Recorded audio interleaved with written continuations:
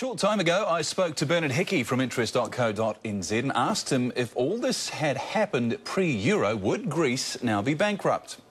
Well, actually, many people think that Greece would be better off if it had stayed out of the euro and kept with the drachma, because one of the things you can do when your economy is in trouble is devalue your currency and compete your way out of it. And that's what New Zealand's done many times and many other countries.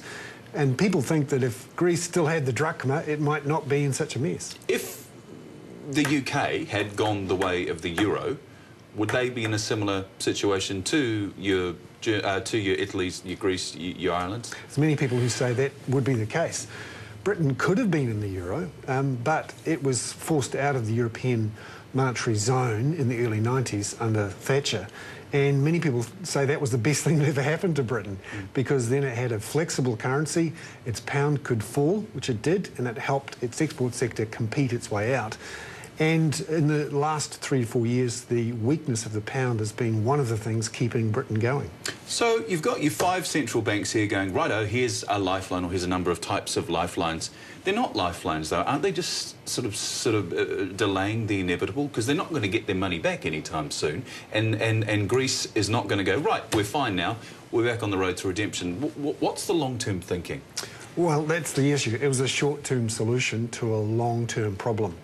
The European Central Bank, Bank of Japan, Bank of England and the Federal Reserve have given 3-month loans to the European banks who can't get the US dollar loans they were hoping for from American banks or American money market funds, both of whom have essentially boycotted Europe. So those European banks needed those US dollar funds just to keep going for the next couple of weeks.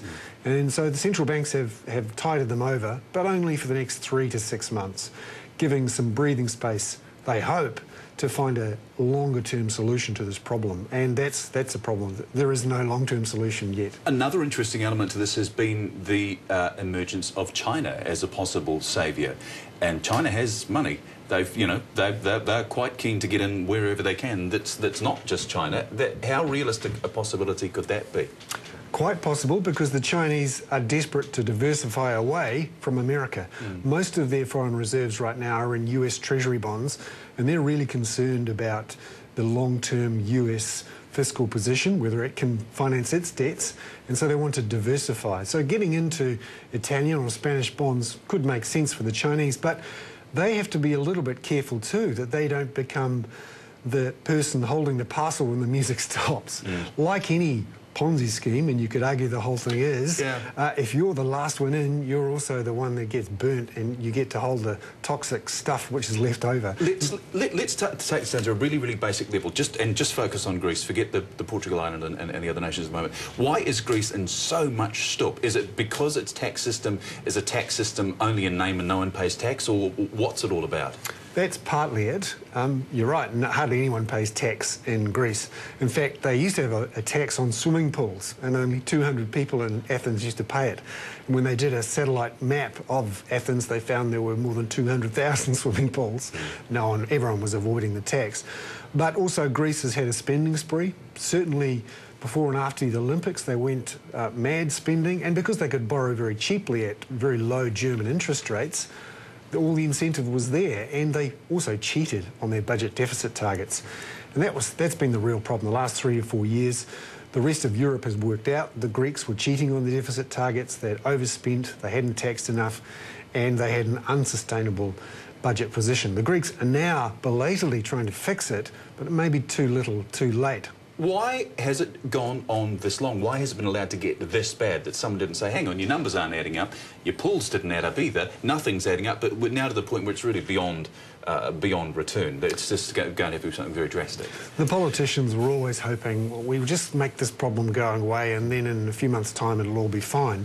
But the financial markets kept circling back to the fundamental unsustainability of the Greek debt situation. Its debts just keep growing, particularly when its economy is not. One way to get out of a debt problem is just to keep growing your economy.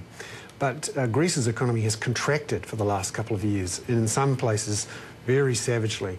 So the debt load gets much heavier for the country when the size of the economy contracts. And that's been the problem for Greece all along.